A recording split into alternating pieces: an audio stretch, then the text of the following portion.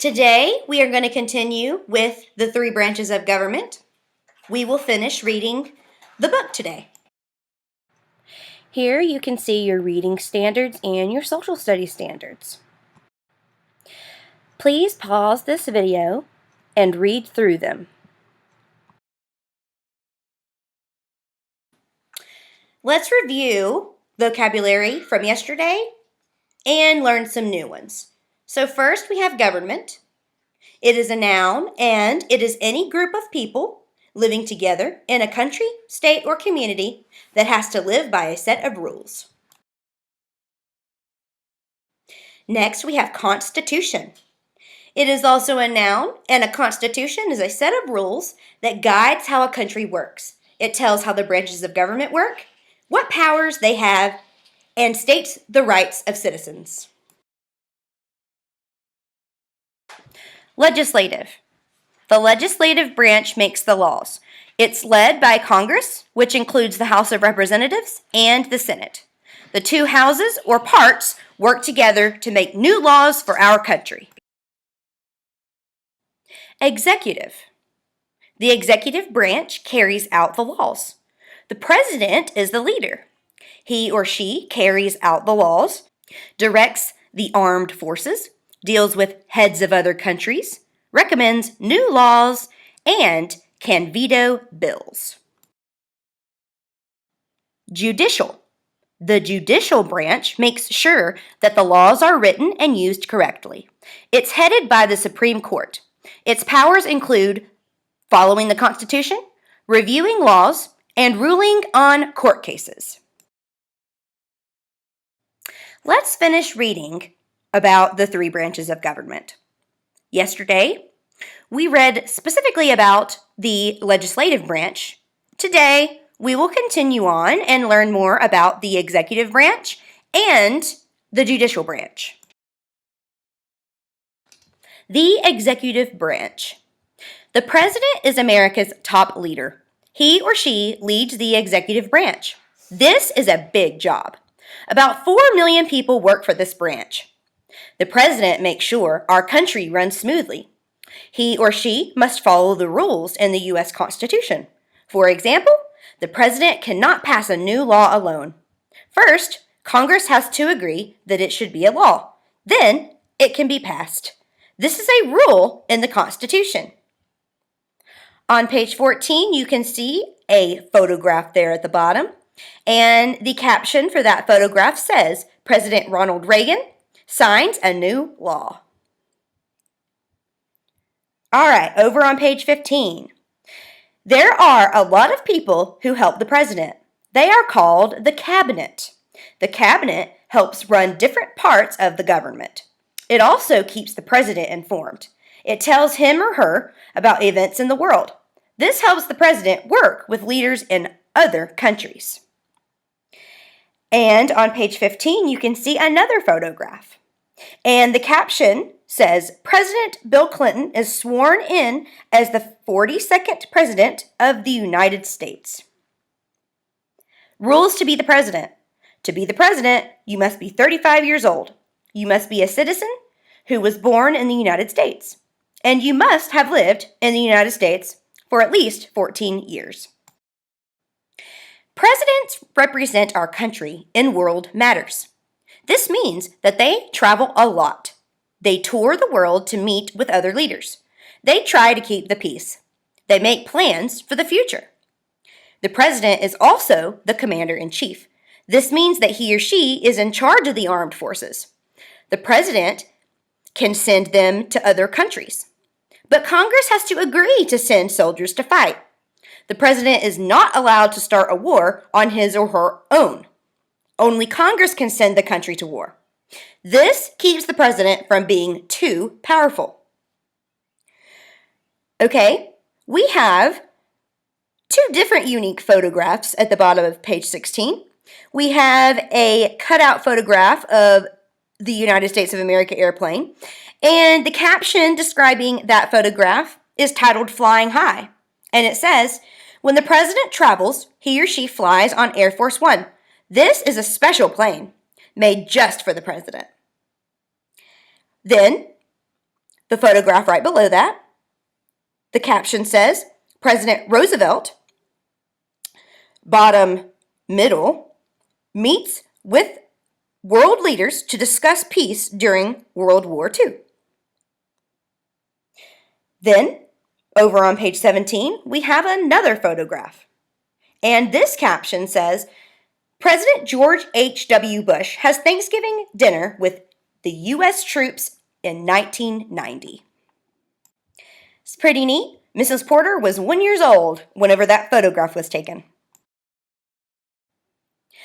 All right, on page 18, we're going to start with the photograph, and the caption says, President Barack Obama signs a bill into law.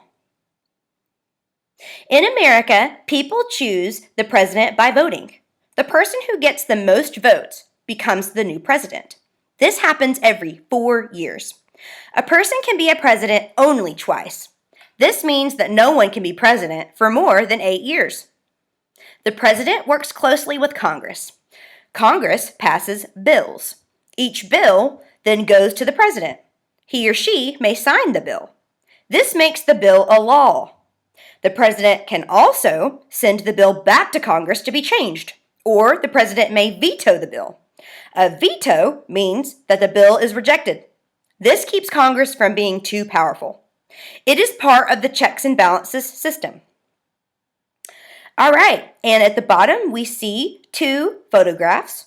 One, Vice President Joe Biden, and then it says Vice President.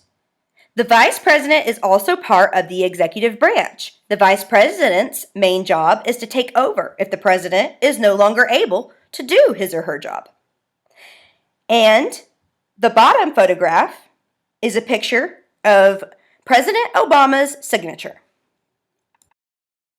Now let's read about the judicial branch. Before we read, let's look at the caption describing the illustration at the top. It says the Supreme Court hears a case in 1867. That was a very long time ago, which is why we see the illustration, because then they didn't have cameras like we do today. The judicial branch. The Supreme Court leads the judicial branch. It is the highest court in the country. It is in charge of all the courts. The Supreme Court hears the biggest cases in America. It listens to people who do not agree on something. Then it makes a decision about what the law says. This is called a ruling. All courts must follow what the Supreme Court says. Its rulings become the law. The Supreme Court tries to treat all people fairly.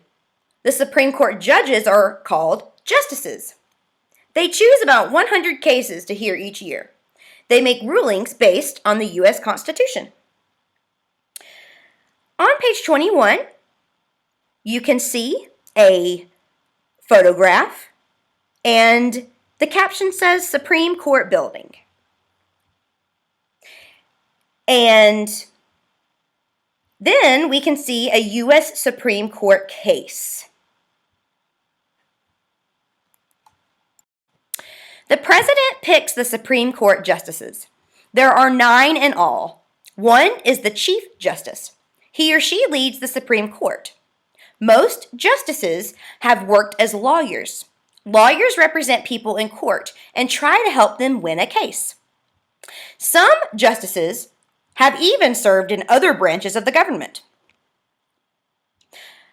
All right, we have a unique text feature here at the bottom of this page because I see a photograph, but then I also see a diagram going on because there's arrows pointing to certain people. So the title here says Supreme Court Justices 2014. So in 2014, these people were all the Supreme Court justices. Over on page 23, we see 2 different photographs of people there. One is Thurgood Marshall, and the other, Sandra Day O'Connor. There is no limit for how long a justice can serve. This means that he or she may serve on the court for life. A justice can quit or retire. If they do something wrong, they may be taken off the court. There have been more than 100 justices. In 1967, Thurgood Marshall was the first African American justice. In 1981, Sandra Day O'Connor was the first woman justice. Today, there are 3 women justices. Okay, let's talk about the photograph at the top of these pages. There's a circle around one person in this photograph with an arrow, and the caption says, Justice Kagan is sworn in on Capitol Hill in 2010. Then over, we have a document, and the caption for that says, the 19th Amendment gave women the right to vote. So that is a very important amendment. The Supreme Court makes sure that the other 2 branches are doing their jobs. It checks to see if they are following the U.S. Constitution.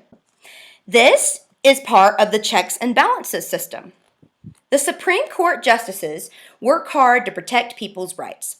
They look at laws to make sure they are fair. It is the job of the Supreme Court to say how the laws work. If they think that a law goes against the U.S. Constitution or is unfair, it is thrown out. They have the final say on the law. Only an amendment to the U.S. Constitution can change a ruling made by the Supreme Court. An amendment is a change to the U.S. Constitution. All right, friends, we have reached the end of our government book. I hope you enjoyed reading about the 3 branches. Now use everything that you've learned to complete the question for your discussion.